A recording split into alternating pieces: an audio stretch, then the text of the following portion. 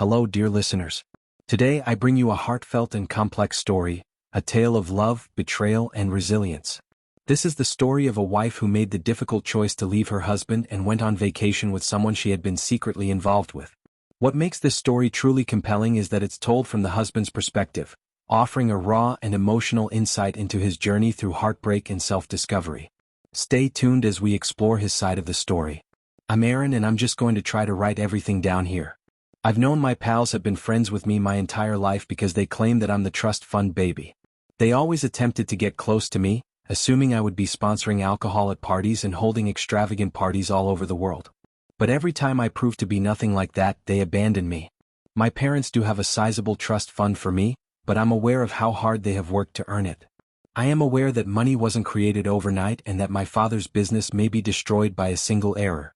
I therefore put a lot of effort into building on what my father began every single day. But I came so close to making that one error recently.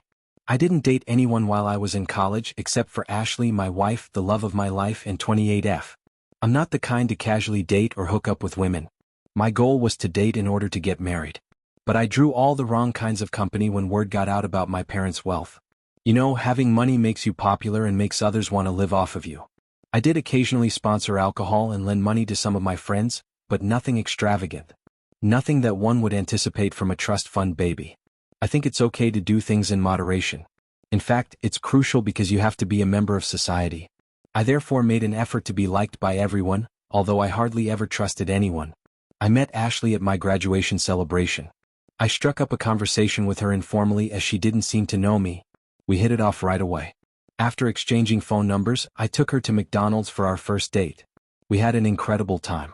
I fell in love and she didn't seem to mind that our first date wasn't particularly spectacular. My first love in life was Ashley. She wasn't dull and didn't seem to be making a concerted effort to win my approval. She was just being herself. She was also incredibly intelligent. I seemed to obtain an image that was beyond my budget while I was with her, and I felt normal. She didn't seem surprised at all when I took her to meet my parents after we had been dating for a month. She seems to agree that I was wealthy and impartial. That gave me hope that she wasn't at all put off by my money. She probably wasn't surprised because that was part of her strategy from the beginning, but I didn't realize that at the time. Winning me over was a well-planned tactic because she was well aware of who I was and that I was not seeing anyone. When she met with my parents, she exuded elegance. I fell deeply in love with her because she was so charming. The first female I ever took home was her. My parents were ecstatic about me. She never took any expensive presents from me during the year we dated. The fact that we weren't yet married was the only explanation for her refusal. After a year, I asked her to marry me. She was my parents' ultimate sweetheart. Since she wanted to work to increase our wealth, she told my parents that she only had one request and that they never asked her to quit her job. My mother gave her a hug and expressed their happiness that I had found a wife who was so encouraging. Ashley earned a respectable salary while working for an IT company. My parents threw a party for our second anniversary. They declared their intention to offer Ashley a present and suggested adding her name as a beneficiary in addition to mine. They introduced Rob, the trustee, and Ashley to everyone else. He worked as an accountant for the business that managed the investments and money's legalities. Rob had a daughter and was married. His spouse practiced law at the same firm. My wife's name was listed as one of the beneficiaries and everything was handled. Ashley had a great relationship with my parents and always tried her hardest to make them happy. As part of her career, she also traveled and worked a lot. Later on, I discovered that whenever my parents hosted a party, she would travel with her affair partner. She constantly wanted to go and look beautiful. Numerous times during these parties, I witnessed her conversing with Rob in a corner while blushing from the wine she was holding and laughing a bit too much.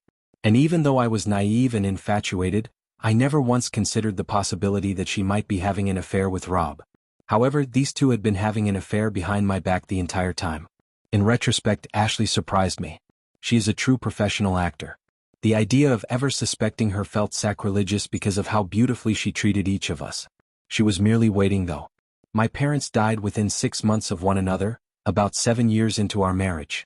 It was simply too hard to manage all the emotions and still keep the business operating, so I threw myself fully into my profession. Ashley began revealing her actual self for the first time in years at that point. She remained aloof after the funeral. I attempted to give her space since I believed she might be coping with her grief in her own manner. She didn't inquire about my well-being or mention anything about the death of my parents. I found that odd, but I also subconsciously chastised myself for not being able to express my feelings. It took me about 2 weeks before I made the decision to leave work early and speak with Ashley about it. On the way back, I purchased a bunch of pink roses. Since I had my own key, I opened the door and confronted Rob. I asked him if he had come to discuss the trust or something since I was perplexed. Ashley emerged with 2 luggage from behind him. That's when I realized Rob had 2 suitcases too. "Oh dang," Ashley remarked, glancing at me. "I meant to do this quietly. I was going to leave you a note to inform you that I'm moving out, but I suppose we'll have to do it in person now. I'm leaving you, all right?" "Yes, you heard correctly. And yes, after we get back from our trip to Italy, I'll be moving in with Rob. Your parents ensured that I would receive sufficient funds to cover it.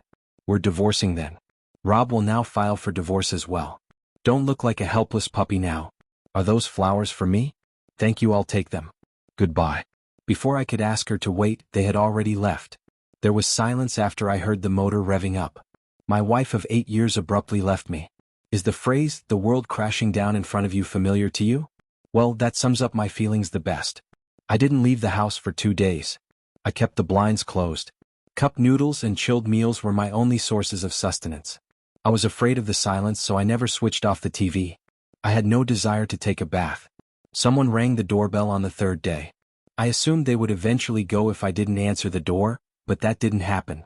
Whoever it was pressed the bell longer and harder each time it rang. The ringing continued for several minutes after that. Someone was now hammering on the door. "I know you're in there, open up right now," a woman's voice said. "I won't go until I have a little conversation with you." I assumed it was Ashley, but then I recalled that she and Rob were on vacation in Italy. I felt a new surge of melancholy at the concept. I dragged myself out of bed and began opening the door because the banging and knocking wouldn't stop. A woman with red hair wearing a 2-piece suit was waiting for me when I opened the door. It appeared as though she would eat my head off. "Your wife fled with my husband," she remarked. "It won't assist anyone to sit here and be a wimp.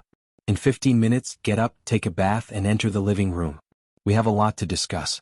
As soon as I didn't answer, she opened the door, met my eyes, and said, "You stink." "Okay, Mom," I said before I went to the restroom. "I heard that," she yelled back. I laughed in spite of themselves. After my bath, I felt somewhat human again, and the living room looked immaculate when I got back. The kitchen was no exception. Rob's wife, Sandra, gave her introduction.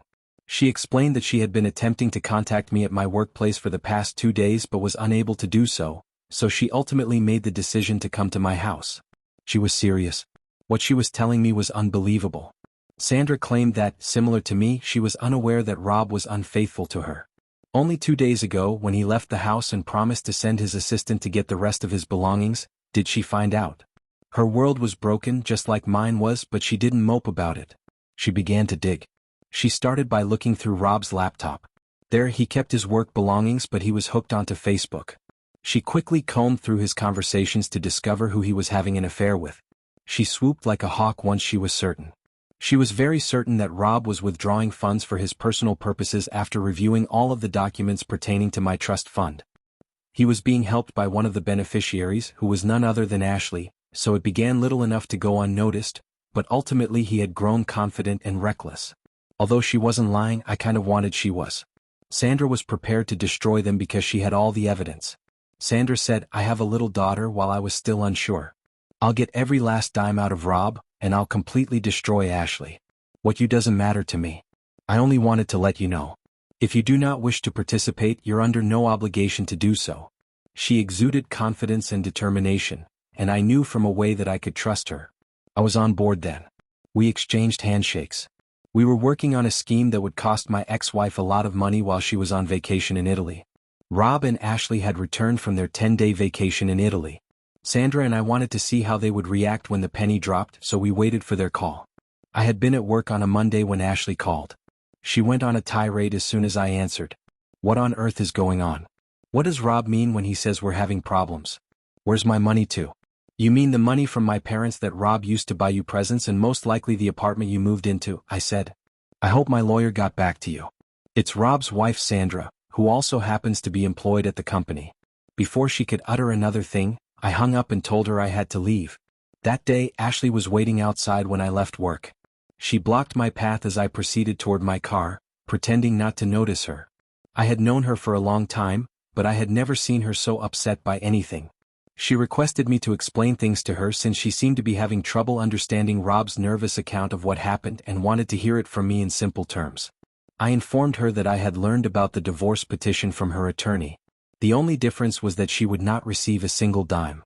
The expression on her face, oh boy. She never would have imagined that this would be taking place. I saw the panic rising within her. After experiencing a moment of cruel pleasure, I felt a great deal of guilt for placing her in this predicament. It's hard to see someone you care about suffer, and I still loved her. I had to leave as soon as possible to avoid being manipulated by her. I brushed her aside and headed for my car. From behind me, I heard her yelling. She was requesting that I stop. "How could you do this to me?" was the final thing I heard before getting into the car. I wanted to lash out and tell her that I could ask her the same stupid question because I felt like I was being stabbed. Instead though, I got into my car and left. In my rearview mirror, I could see her, completely confused, taking care of the automobile. Rob, meantime, had received notification that he would be leaving the organization. He was damaging the company's reputation, and it seems that word had gotten out. Since many customers had contacted to request contract termination, firing Rob was the greatest damage control measure the company could take. Sandra arranged for the best counsel because she had several friends who were lawyers. She was confident that she would win the lawsuit and be granted custody. As I drove home, Sandra was providing me with all of these information. I felt a lot lighter. I wrote this up after returning home. I wanted to let out my frustration after my encounter with Ashley. Is Ashley being treated too harshly in your opinion? Update 1. Hello to everybody. I have an update now. A week has passed. I appreciate you helping me and getting me back up when I was feeling quite lost. I showed him this Reddit article during our first therapy appointment. It's a good coping mechanism, he said. According to him, it's normal to mourn the person you lost, in this case Ashley, so it makes sense that I would feel extremely overwhelmed once I revealed the truth. I'll try to give you all a summary of what transpired this week. Ashley gave me another call. Her voice was softer this time. She spoke in a muffled voice as if she had been sobbing. I was asked if I had eaten dinner. "Do you want me to come over and cook it for you?" she said after I declined. I was surprised. She stated she would be at my house in 30 minutes, so I assumed she interpreted my silence as a yes. No, you won't," I responded, finally finding my voice. "Are you serious? You want to come here, make me supper and set up a playhouse after what you did?" "No, darling," she said. "We can talk even though I know things haven't been well." At the time I was going crazy. At this moment I believe I yelled, "Bad? Do you think what you did was bad?" "Simply awful. It was evil. It was self-centered and cruel. You're going to hell with it. I would never again want to see your face. What the devil is wrong with you?" I felt like throwing up at the next thing she uttered. "I should stop overreacting," she said. For me, I believe it marked a turning point. At this time, I saw her true self, a woman who didn't regret her acts at all and would do it all over again in a heartbeat, despite the remorse I had been feeling for hurting her. The call was a trap, an attempt to control me. She was unaware of my realization and continued to complain about how I was portraying her in the lawsuit as a gold digger, even though she was actually making money and had a job. I wanted to let her know that I had paid off all of her student loans, so if she was now living nicely, it was thanks to my family and me. She claimed that the only reason she wanted to visit was because she believed we should have a conversation and reconcile, and that I should drop my case since it was useless. It was impossible for me to refrain from asking, "What about Rob?" She claimed that Rob was simply different and that she was having an affair with him because he made her boring existence interesting. She then began accusing me of never being there for her and of being away on business. She claimed that she had a passionate romance with Rob, whereas I lacked it greatly. I was suing her rather than offering her an apology. By this time, I was certain she was attempting to bleed my ear. She could have discussed it with me or we could have attended marriage counseling, I informed her, if she had been experiencing so many issues. The answer was never cheating. She started to insist on coming over and change the subject. After hanging up, I dialed Sandra. I explained what had transpired to her. Sandra requested that I call her back and invite her over. "I will also come over," she responded. She requested me to comply in order to find out her true intentions. I ended my conversation with Sandra and dialed Ashley instead. When she picked up, she sounded so arrogant. She claimed she will be there in 30 minutes and that she knew I would come around. Sandra arrived before Ashley did. There was not enough time for her to explain her plan, and I was unaware of it. She wanted me to make Ashley sit in the dining room after she went inside. Sandra stated that she would appear in this play in a special capacity. About 40 minutes later, Ashley arrived, and it was clear that she had tried to appear presentable. She did look nice. She entered, gave me a kiss and started to go to the bedroom where Sandra was. I halted her and requested that she take a seat in the dining room. But why, sweetheart? She pouted as she turned to face me. Was it easy for me to forfeit my rights? Was your affection so feeble? Baby, will you not stand up for us? It was then that Sandra emerged from the bedroom. Ashley muttered something along the lines of, "What the hell?" as she appeared too astonished to talk. Finally, we meet the woman who is dating my useless husband Rob the cheater, Sandra stated with a smirk to Ashley. You did indeed forfeit your right to the bedroom, I see. Ashley turned to face me and said, how could you so simply replace me? After stealing all of my joy, you're having an affair with Rob's wife. We owe a lot of money, and now we won't even receive the money from the trust fund.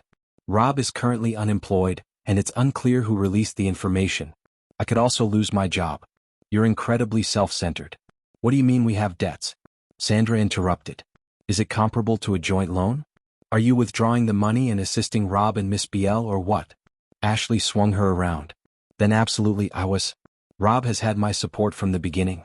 Do you believe he could have organized such a thing himself? Of course I aided him. Not like you, wicked witch.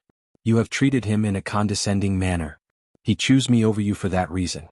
Leave this place. When your husband is unemployed, how are you able to be here? Why in the world don't you support him and make a statement in his favor? After giving me a charming smile, Sandra informed me that she believed I should send Ashley home. The task was completed. After receiving the signal, I held the door open for Ashley. Ashley hurled a barrage of insults at us as she walked out. What just happened? I asked Sandra as she was leaving. Sandra winked at me after pressing stop on a tape. We got a confession, Aaron, she exclaimed with excitement, her eyes gleaming. We'll destroy them. She heard me say, I'm not letting both of them escape. That's Sandra for you, my friends. She is cruel and cunning. I would be afraid of her if I were Rob and Ashley. She simply performs her job too well. Sandra admitted before leaving that she was the one who had clearly leaked the Rob news. I informed her that I was picking up on her intelligence and that I had at least deduced that she was involved. I'll keep you guys informed. At last the game is starting. Update 2. I'm back with an update which I think is a bit early, but I couldn't wait to share it with you all. Sandra is an incredibly vicious murderer. She explained everything in detail and submitted the recording to Ashley's employer. In the note, she stated that someone who would go to such efforts to deceive her loved ones wasn't a trustworthy employee and would likely attempt to steal money from them if she saw a chance. Sandra also had a long-standing friendship with one of Ashley's business colleagues. Sandra's buddy quickly withdrew from a transaction she was about to support, claiming that she had doubts about the reliability of several team members. The agreement was therefore off the table.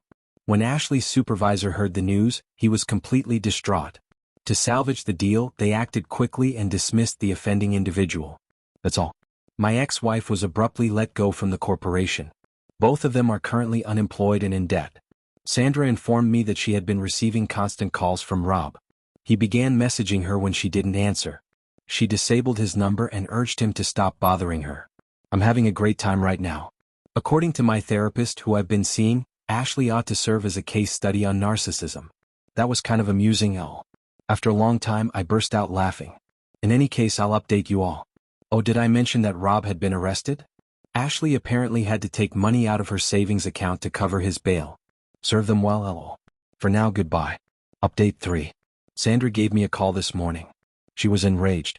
Rob apparently rang her doorbell intoxicatedly early in the morning and continued to abuse her. The entire incident was captured on her security camera. He tried breaking in when Sandra begged him to leave. Only after Sandra threatened to call the police did he go. The worst part of the entire situation was that Sandra and Rob's daughter, Emily, woke up as a result of all the noise. She witnessed the events and is now traumatized. Children typically suffer after divorce, but witnessing your father go drunk on your doorstep, yelling at your mother and attempting to break into the house is an entirely different matter. Since then, Emily has refused to leave her room. Sandra needed to go to the police station to file a restraining order, so she asked if I could come over. At such short notice, she was unable to hire a babysitter. I assured her I didn't mind and asked them to call me at work if they needed anything. Sandra went out the door as soon as I arrived. Since Emily hadn't even had breakfast, she advised me to offer her some food if she came out. I went to knock on Emily's room as soon as Sandra left. I got a pin and shattered the lock when no one answered. I have no idea why, but I was feeling suspicious. I was contemplating the worst-case situations during the stillness. I was unable to remain motionless while the youngster was in pain. There was no one in the room when I rushed in and I was breathing heavily. Then I noticed a slight movement. Emily was concealed beneath the bed. With the exception of her hair, the 3 or 4-year-old daughter looked like her mother and was staring at me with fear in her eyes. She stammered in terror and managed to ask me if Rob had sent me and if I was her dad's buddy. I got down on my knees and said hello. I explained to her that I was actually her mom's friend rather than her father. At that, she appeared to calm down a little. She then began to stare out the window nervously and inquired as to whether her father had left. Since her mother was like a tigress and would do everything in her power to protect her cub, I answered that he was. At that point, she broke down in tears and confided in me about her fear that Rob would break in and harm her mother. I promised her I would never allow that to occur. In addition to losing a parent, this innocent child had witnessed what a terrible monster her father was, and I felt terrible for her. I persuaded her to play her favorite Disney film and come out. I served her some lasagna that I had warmed up. Sandra tells me that Emily was sleeping well on my chest and drooling into her favorite pillow when she returned. Emily clung to my legs and wouldn't let me go that evening when I was ready to go. She sobbed repeatedly before finally admitting that she was afraid Rob would reappear and leave her mother alone. When Sandra rolled her eyes at me, I stopped joking that her mother didn't need to be protected. I stayed the night because I knew it would be very hard to explain a restraining order to a youngster. Emily and I both slept soundly. Sandra served us delicious pancakes the following morning, and I left right away for work. That night, Emily made me swear that I would return to sleep at their place. Well, I suppose that's my life at the moment. Sandra's place is where I have to stay at night. Sandra has yet to find a good child psychologist, despite her best efforts. I'll give you all an update following the initial hearing. Goodbye. Update 4. Well, phew, I guess I haven't given you guys any updates in a while. The initial hearing has concluded. This is what a lay person like me has discovered. Rob and Ashley are completely cooked. Yes, brother, I do mean it. They're barbecue cooked. We have so much damning evidence against them that the matter is really closed. However, given the nature of courts, it is likely to take a long time. Sandra thinks it won't take more than 6 months. She also thinks that they will both be going to jail. Rob and Ashley will definitely not receive any compensation for the divorce. Rob is also required to pay child support. Rob and Ashley were unsuccessful in their employment search. I've learned that Rob works as a janitor at a local club. We witnessed Rob being assaulted by some loan sharks outside the court. For that man, things are looking bleak. He's done. He rushed to Sandra when he saw her outside the court and collapsed at her feet. We now know better, yet he persisted in pleading with her to take him back. According to Sandra's attorney, Rob won't even be granted visitation rights because the case is so strongly in Sandra's favor. Thank you for watching. If you haven't subscribed yet, please do so and hit the notification bell to stay updated with more shocking real-life stories happening around you.